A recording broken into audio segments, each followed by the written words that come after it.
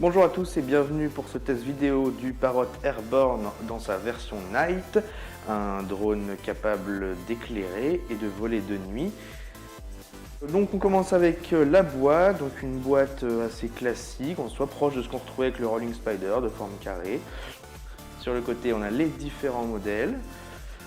Derrière plein de petites infos sympas sur le drone, comment l'utiliser, tout ça.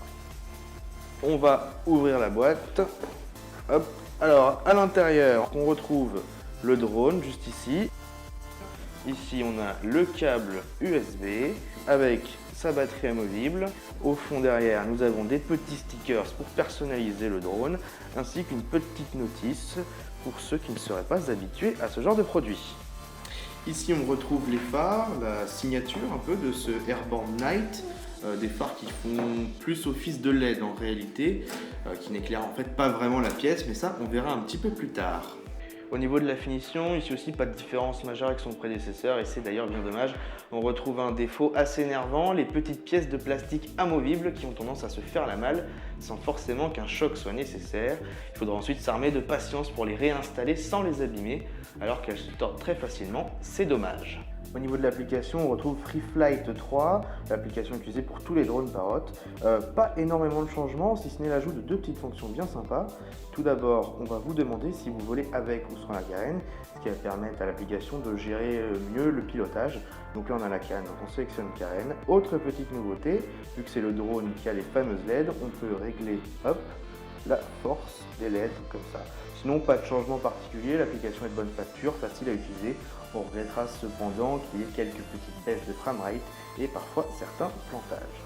C'est maintenant l'heure du vol, pas grand chose à reprocher. On a une stabilisation de meilleure qualité que sur les précédents modèles. Et surtout maintenant, l'appareil n'hésite désormais plus à se pencher dans le sens inverse du mouvement lors d'un freinage ou d'un changement brusque de direction. Ça évite bien des accidents. Le plaisir du vol, bien entendu, est toujours là. Il faut l'avouer, on s'amuse comme des petits fous.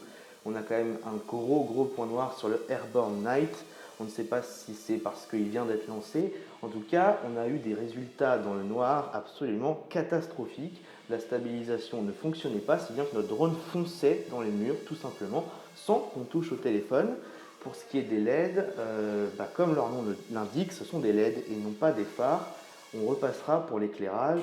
C'est dommage, surtout quand on sait que cette version du drone est à 130 €, 30 € plus cher que la version Cargo. Pour résumer, la version Night est non seulement plus chère que la version Cargo, mais en plus moins bien et carrément limite à déconseiller. On espère une mise à jour rapidement. On est finalement assez déçu après quelques heures à jouer avec ce Airborne Night. Premièrement parce que la fonction centrale qui était de pouvoir voler la nuit ne fonctionne pas. On vous l'a dit, des problèmes de stabilisation importants et surtout aucun éclairage valable. On vous conseillera plutôt de vous diriger vers le Cargo, 99 €, le même prix que le Rolling Spider et des performances supérieures. C'est dommage pour ce Airborne Night. On espère une mise à jour rapidement pour régler ce gros problème qui fait de ce produit quelque chose qu'on ne peut malheureusement pas conseiller.